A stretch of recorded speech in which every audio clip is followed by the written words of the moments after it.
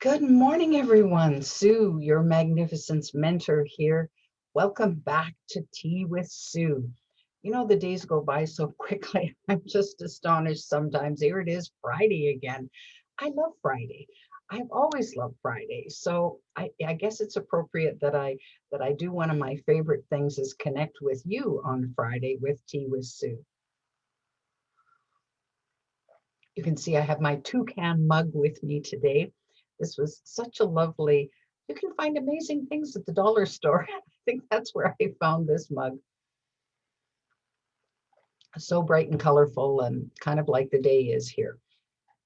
Well, I was in my 50s when I finally got why it is that guys like power tools so much. So it started because I bought one of those bookshelves that I had to put together, and I was the only one around, and I was determined that I was going to put this bookcase together myself. So with my cheap dollar store screwdriver, I got out the instructions and began to try this. Well, it didn't take very long before this poor screwdriver could not do the job. And I'm going, I guess I better go to the hardware store and buy myself a proper screwdriver. So off I go. And they had power drills on sale. And I'm going, well, I wonder. And I'd heard people talk about, oh, yeah, you just need a power drill and it'd just be so simple and so easy. So it was a good price. So I bought it and I took it home, charged it up, and proceeded to use it. Wow, I was so excited. I thought, that's why guys like power tools so much. They're so easy to use. And that bookshelf went together. Well, I have to confess that because I have this spatial thing, I couldn't quite figure out what had to go where, when. So I had to take it apart and do it, I think twice. But I did get it up and successfully. And thanks to my power drill, my new power drill, which became my favorite thing to own at that point in time. So I've always been fascinated with how power tools work. Well, as life has given me some pretty interesting lessons along the way, I began to realize that we have four power tools at our disposal at all times.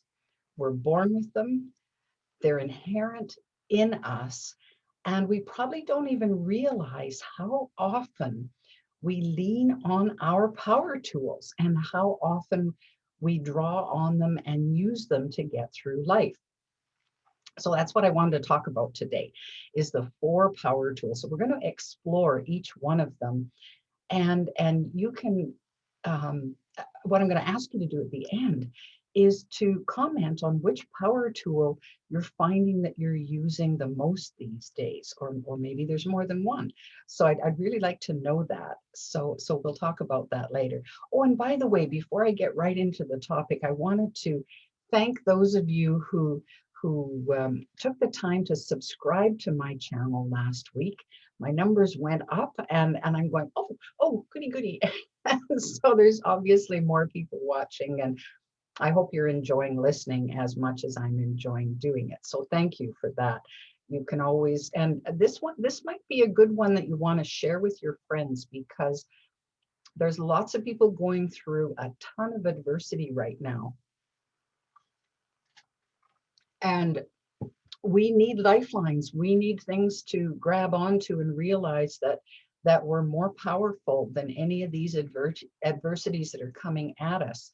So a little reminder about what we have inside of us is probably pretty appropriate right now and could be very helpful. So feel free to share with your friends if you know people who are going through stuff.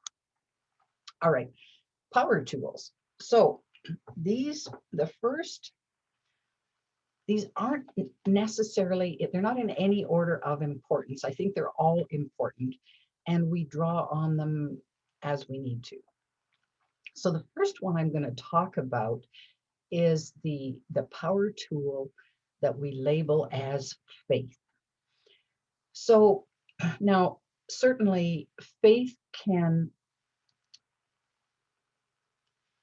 show up in a variety of ways, and we have and develop faith in people, in things, in concepts along the way.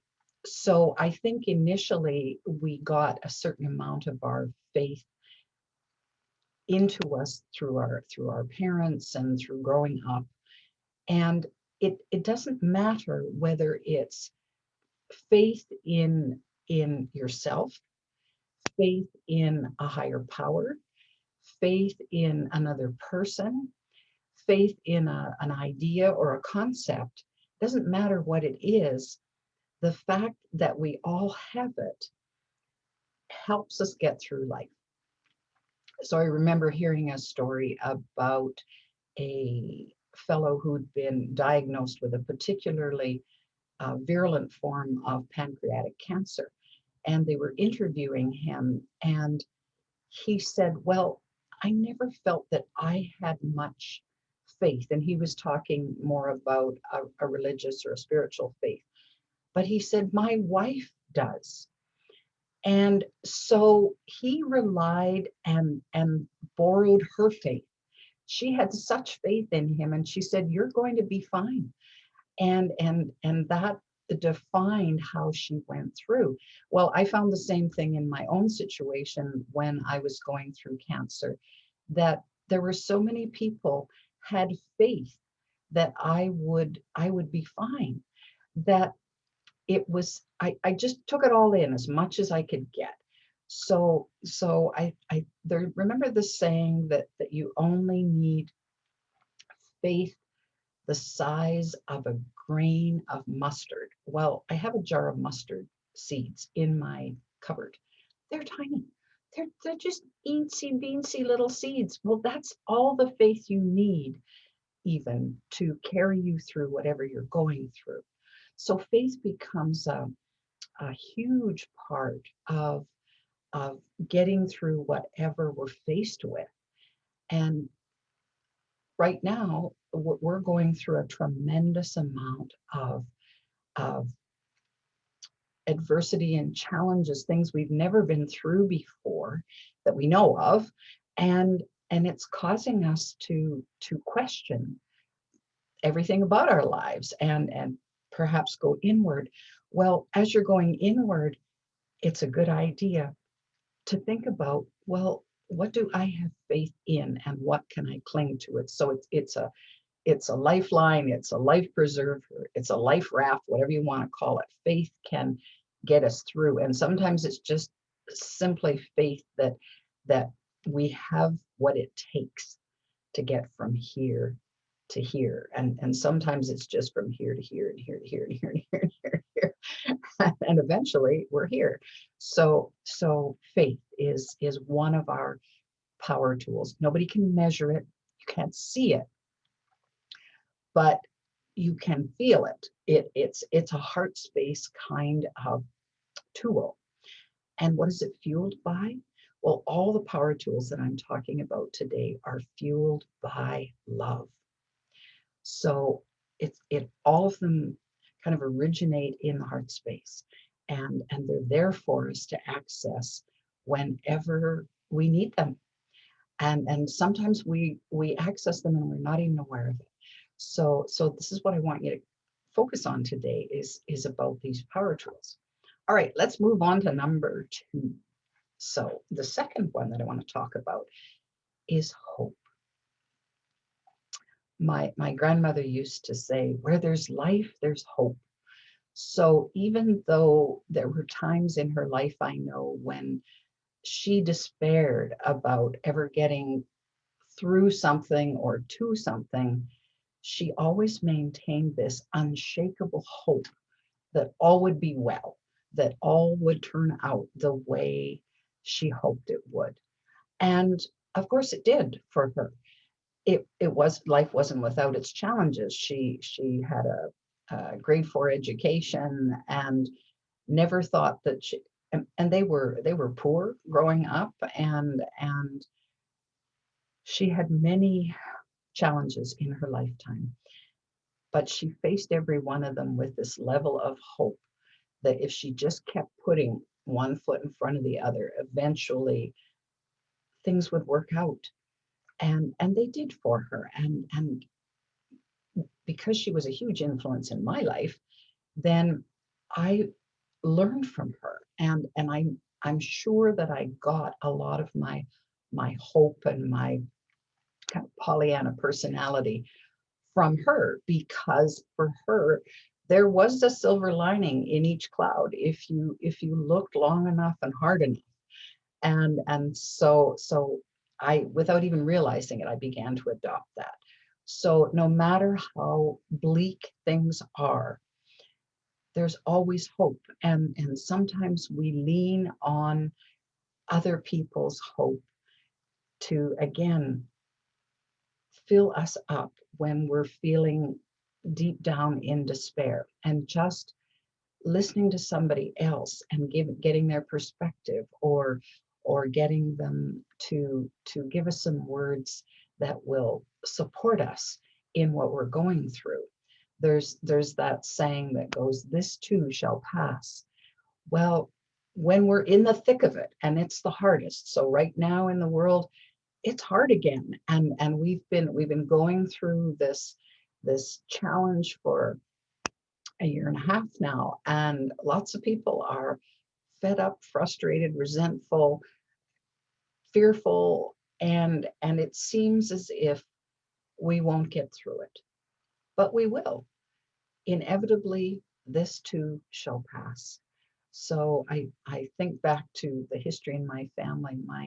My grandfather in 19 I think it was 1918 contracted Spanish influenza, and he was sick enough that he was in the ward where everybody in that ward was slated for the morgue. That was all there was to it.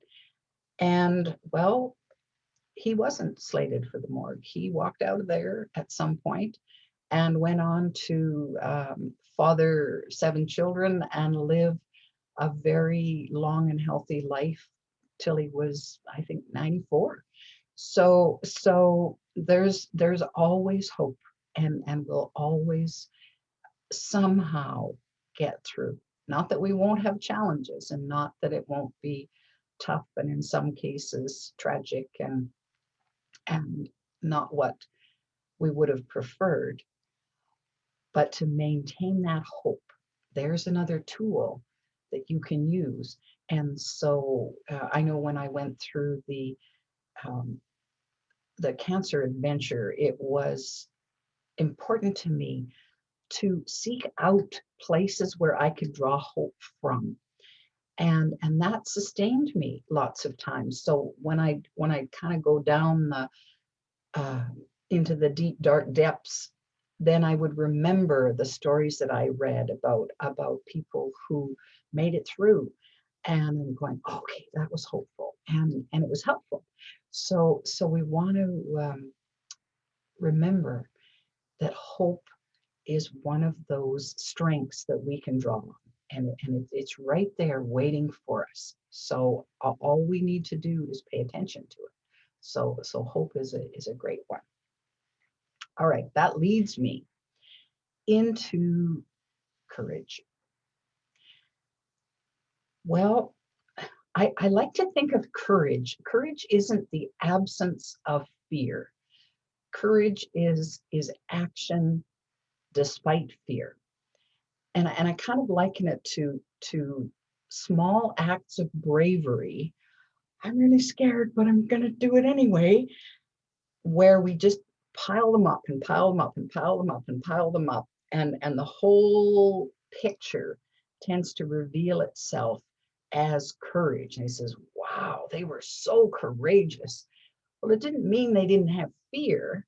It just meant that they were able to overcome it. They were or set aside their fear or move through their fear, whatever it was that they did, they found the courage.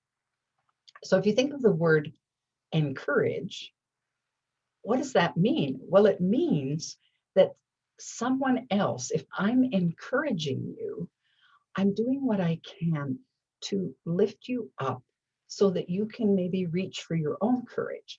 Or maybe you're borrowing some of my courage. Here, I have some courage. Go ahead, make use of that so that you can bolster your own courage. It's a huge tool that can get us through things that we never imagined we can get through. And sometimes the things that we're faced with are pretty darn scary, and they send terror into our hearts, and we feel powerless as a result of it. Fear can immobilize us and sabotage our power in a big way. So what we need to remember is that the power source, love, is inside, and love will always be more powerful than fear. It's just we need to pay attention to that. So where does the courage come from? Right from the heart space. That's where we build our resilience. That's what we can draw on. So when we're fearful, when things look pretty darn rough, it's one small act of bravery, and then another, and then another, and then another. And pretty soon we have the courage, and we can ask, I need help to overcome this. Whether we're asking from a higher source, or whether we're asking the angels here on earth that are there for us, our friends, our loved ones, people that want the absolute best for us. It doesn't really matter where we draw it from.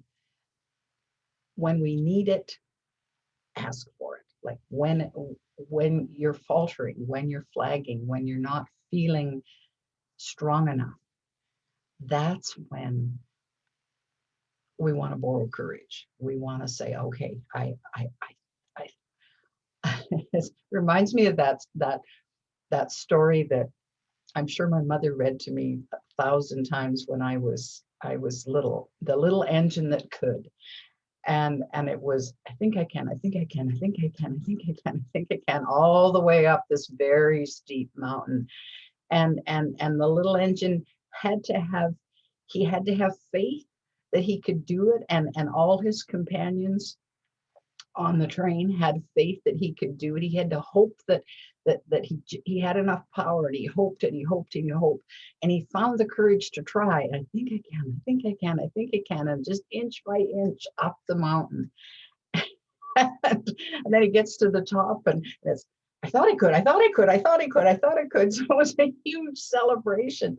So courage is something that when we overcome, when we tap into the courage, and we do it anyway, despite the fear, regardless of the fear, the victory that comes from that and the celebration that can result is so exhilarating, and it seeds the ground to be able to exhibit more courage at another point.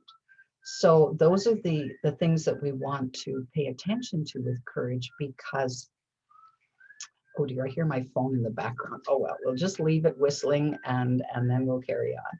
So building on your courage, then when the next time you're feeling desperate, or things are not working out well, all you need to do is think back to a time when, well, I had something worse happen than this and I got through it. So it just builds on itself as we go. So all of these power tools get stronger the more we use them. So, it's like exercising. Our muscles get stronger when we use them. Well, so do the power tools get stronger. And the last one, number 4, is determination.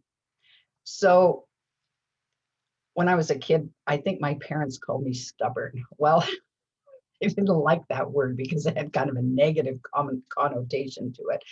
And of course, they were a little irritated that I was so stubborn about certain things. And I was, absolutely I was. Well, now I like to think of it as being stubbornly determined. So, well, determination can get you a long way. It's that ability to persevere no matter what, to be determined that somehow you're going to find the answer, you're going to make your way through from wherever you are to wherever you want to be. It's that inner drive that keeps us going and keeps us going and keeps us going no matter what else is going on in our lives. So when we're determined to do something or tackle something, to learn something, sometimes if we have learning challenges, that's really hard because there's obstacles in the way. However, if we decide I'm determined that I'm going to get through this, then we can and we will. I watched the movie recently about Ray Charles' life, and his mother had said to him as his eye condition degenerated and he was going blind, and she just flat out said, "Don't ever let anyone make you into a cripple." And it was such a big idea that she gave to him. And oh, he had adversity in his life, and there were huge challenges for him.